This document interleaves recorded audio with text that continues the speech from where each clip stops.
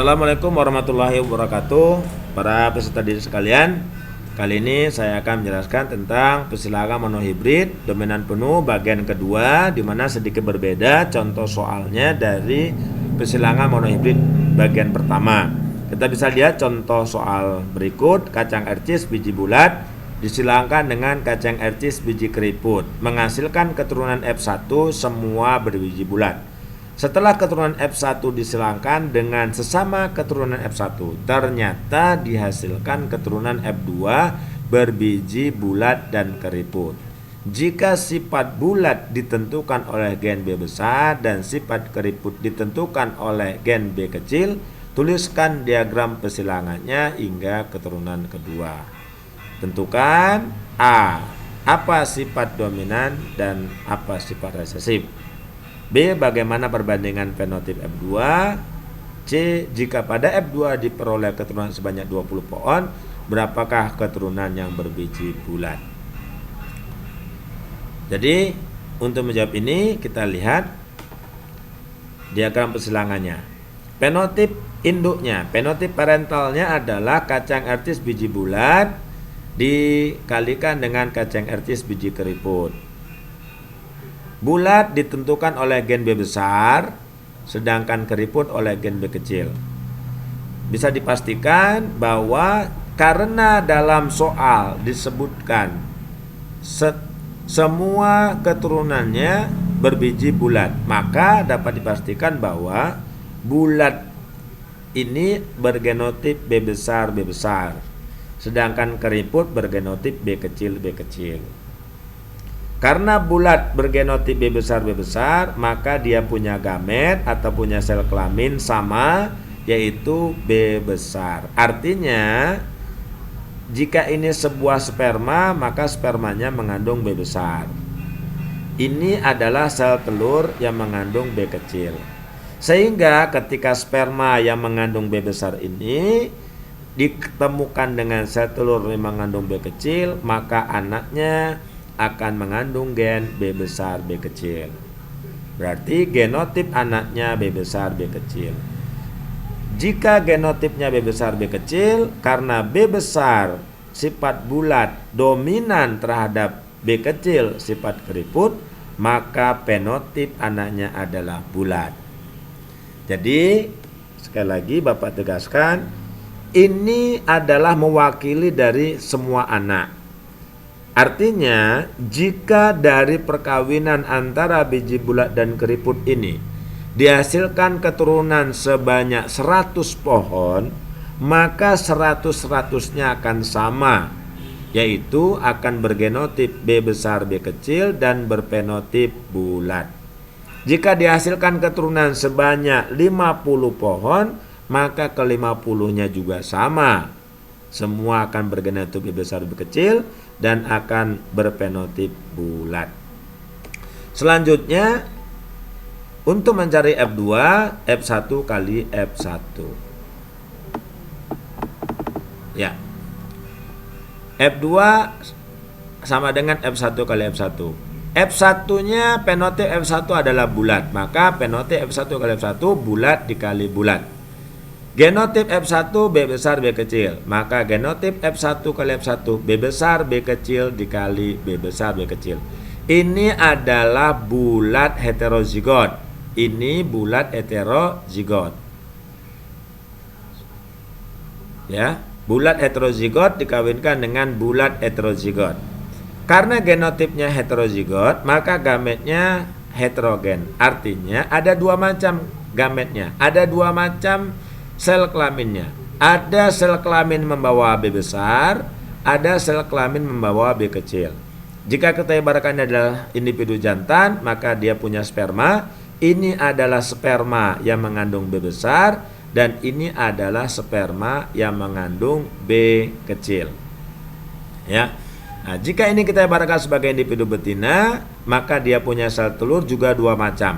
Kenapa? Genotipnya heterozigot B besar B kecil, maka sel telurnya atau gametnya dua macam, ada sel telur membawa B besar dan ada sel telur membawa B kecil.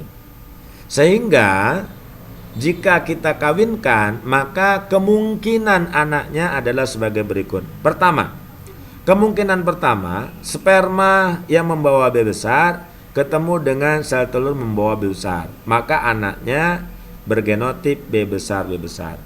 Karena dia bergenotip B besar, B besar. B besar sifat bulat, ketemu dengan bulat dapat dipastikan anaknya fenotipnya adalah bulat. Kemungkinan kedua, sperma membawa B besar ketemu dengan sel telur membawa B kecil. Maka anaknya akan memiliki gen B besar, B kecil. B besar sifat bulat, B kecil sifat keriput. Bagaimana fenotip anaknya? Karena B besar bulat dominan terhadap B kecil keriput, maka anaknya adalah bulat. Yang menang sifat dominan, bulat. Kemungkinan ketiga, sperma membawa B kecil ketemu dengan sel telur yang membawa B besar. Maka anaknya akan memiliki gen B besar, B kecil. B besar berasal dari sel telur dan B kecil berasal dari sperma. Anaknya B besar, B kecil. Bulat, keriput. Karena bulat dominan terhadap keriput, maka yang muncul adalah sifat bulat. Dan kemungkinan keempat, terakhir, sperma yang membawa B kecil ketemu dengan sel telur yang membawa B kecil. Maka anaknya akan menghasilkan, akan bergenotip B kecil, B kecil. B kecil sifat keriput, ketemu dengan keriput, maka dipastikan sifat yang muncul pada anaknya adalah keriput. Sehingga dapatlah kita jawab pertanyaannya dari silangan di atas ini, sifat dominannya adalah sifat bulat. Sedangkan sifat resesifnya adalah sifat keriput. Karena ketika bulat ketemu dengan keriput, yang muncul adalah sifat bulat. Perbandingan fenotip F2. Inilah fenotip F2. Ada bulat, bulat, bulat, keriput. Bulatnya ada 3, keriputnya 1. Sehingga perbandingan fenotipnya bulat banding keriput 3:1. Sedangkan jika diperoleh keturunan sebanyak 20 pohon, berapakah keturunan berbiji bulat? Bulat 3, keriput 1.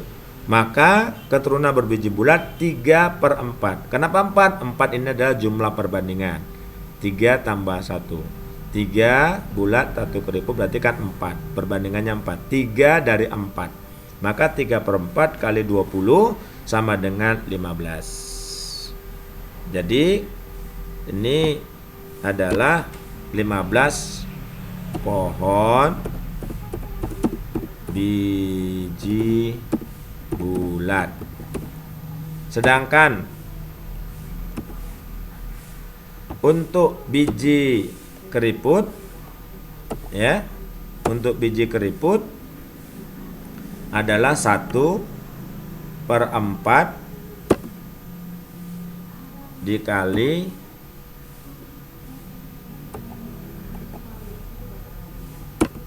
20 sama dengan 5.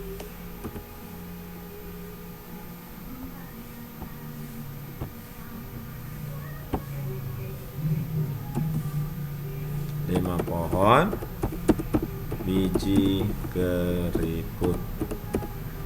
Ya, jadi dari 20 pohon hasil keturunan F2, 15 pohon berbiji bulat dan 5 pohon berbiji keriput.